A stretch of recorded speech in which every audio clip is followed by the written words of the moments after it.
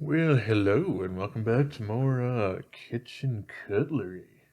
This guy is something that I have used the ever-living crap out of for probably more than a decade.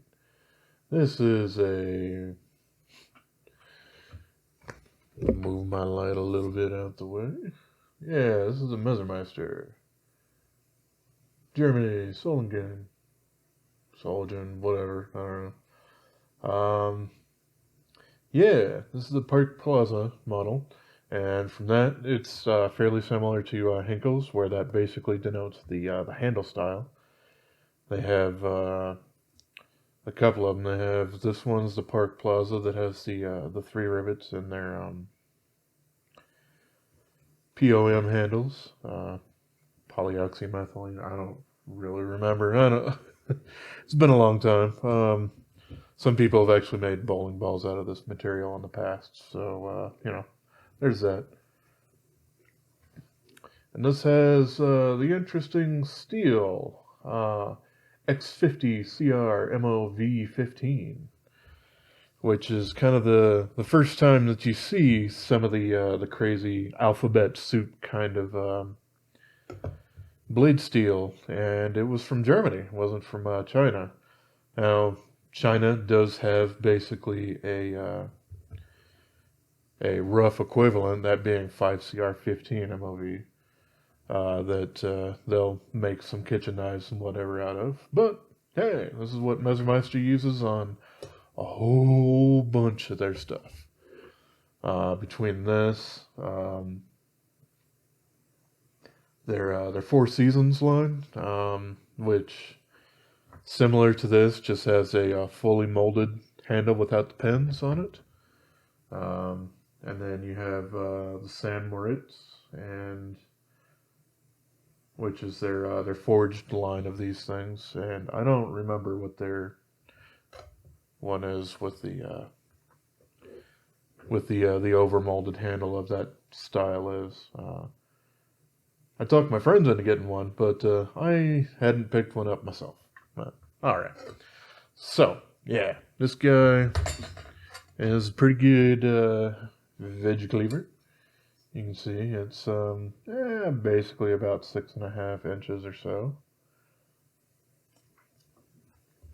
And this has what Messermeister likes to call their Kohlenschliff edge. And it's basically a little grantons or divots that are on both sides there.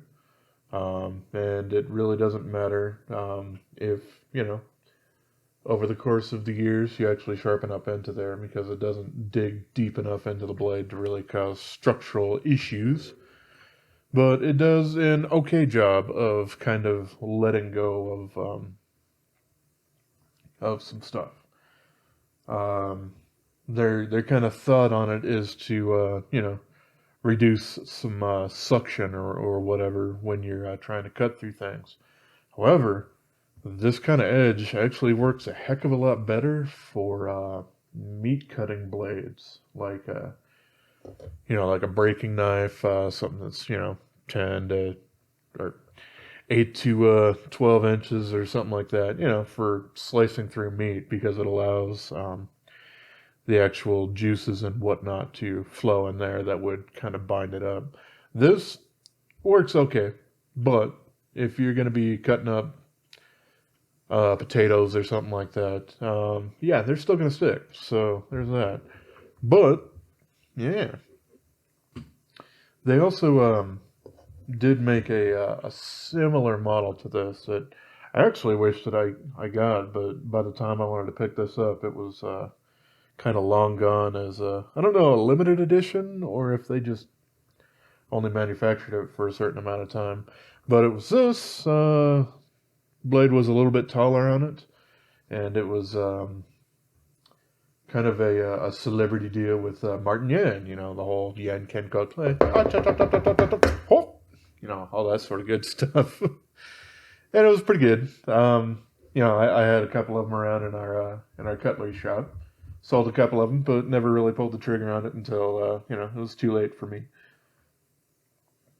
But yeah, so this guy, As well as pretty much all the other stuff in the X50 CR MLV 15 stuff. Not exactly the most amazing edge holding capabilities. Um, Interestingly enough, Messermeister actually does do quite a bit of Asian cutlery as well. I will cover that in the future because I do have some others. And for those, they actually use AUS 8. And they basically last around the same amount of time. So you're not talking a super steel or anything like that. But it's super comfortable. I mean, everything is nicely rounded just where you want to actually grab a hold of the guy. Um, it has the hook over there. It hasn't really ever bothered me that it's there. My hand fits perfectly fine.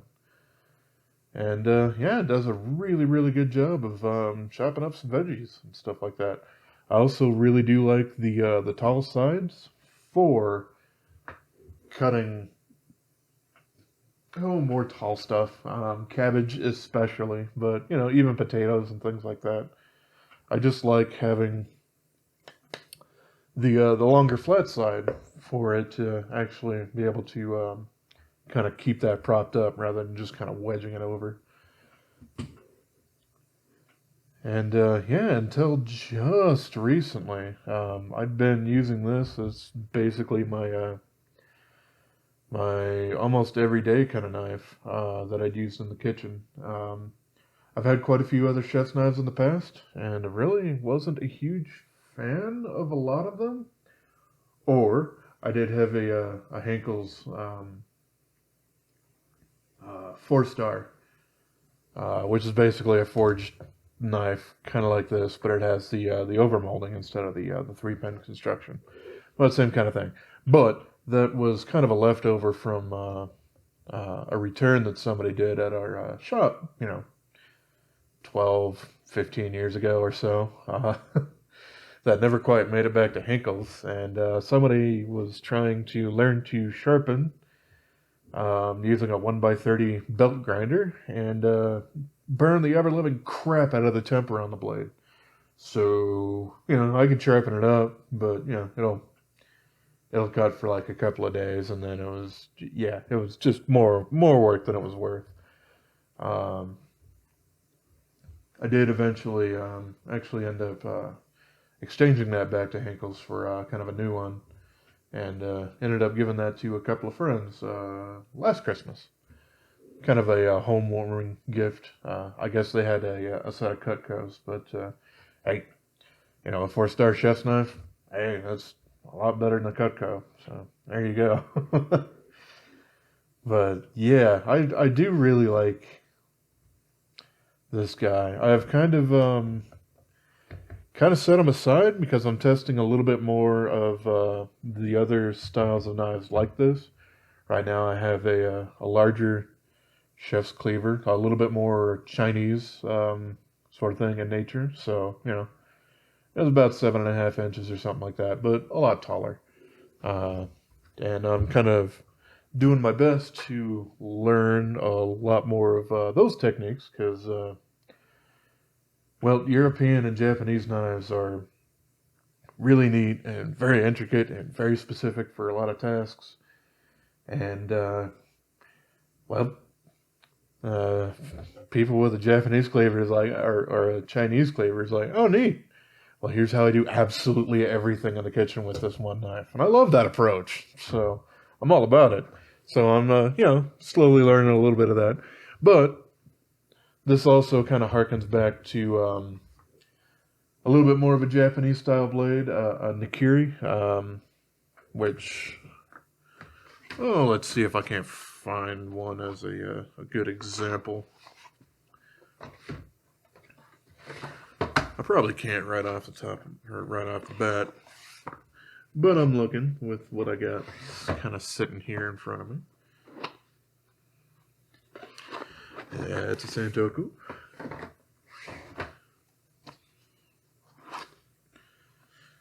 It's a really weird one, so that's not going to work.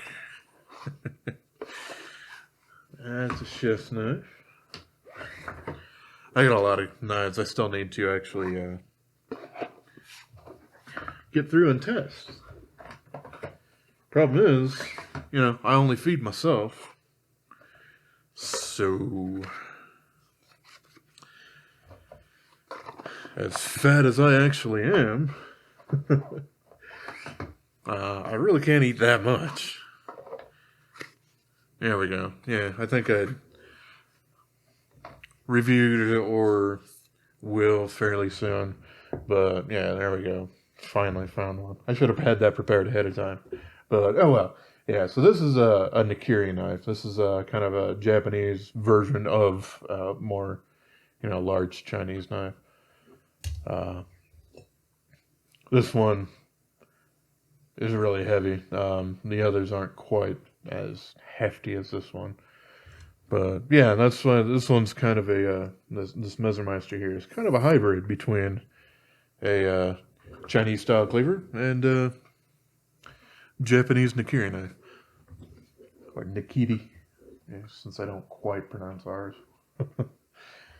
But yeah, I may still end up going back to this guy just because I've had him for so long. But I really do like to branch out and trying a lot more of these kitchen knives. But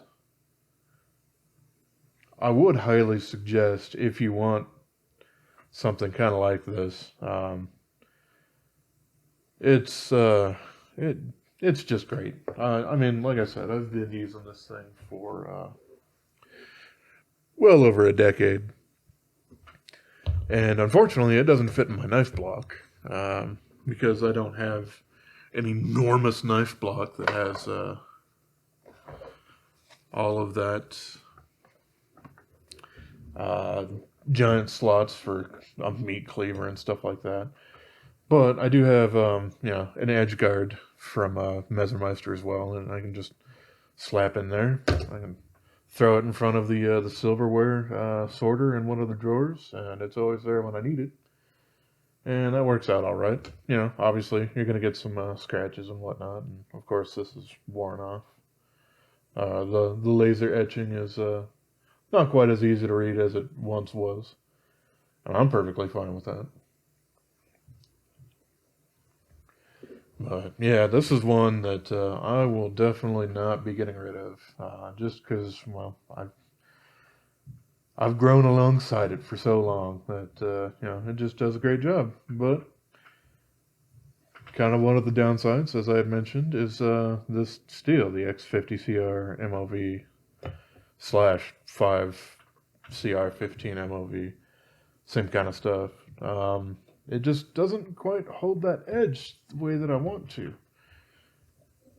A lot of times with these kitchen knives, I don't want to sharpen to 20 degrees. I want to sharpen to 17 or 15 preferably, but this steel really doesn't last super long at 15.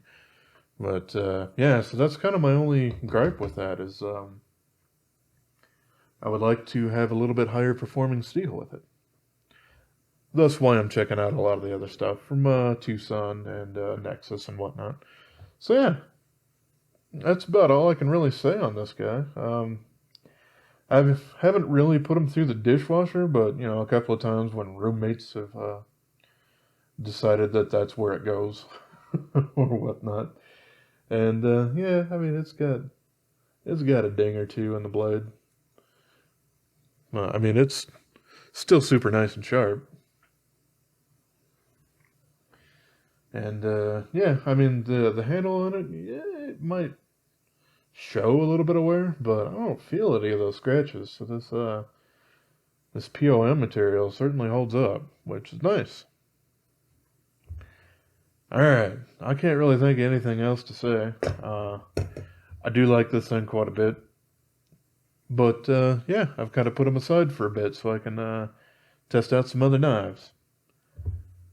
Who knows? Maybe I'll come back to this just thinking that it's the bee's knees and it's above everything else. But I kind of doubt it now that I'm just playing around with a lot more stuff.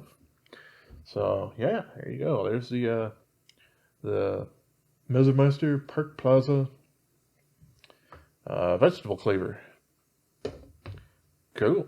Well, As always, I appreciate y'all for watching, and have yourself a wonderful rest of your day, yo.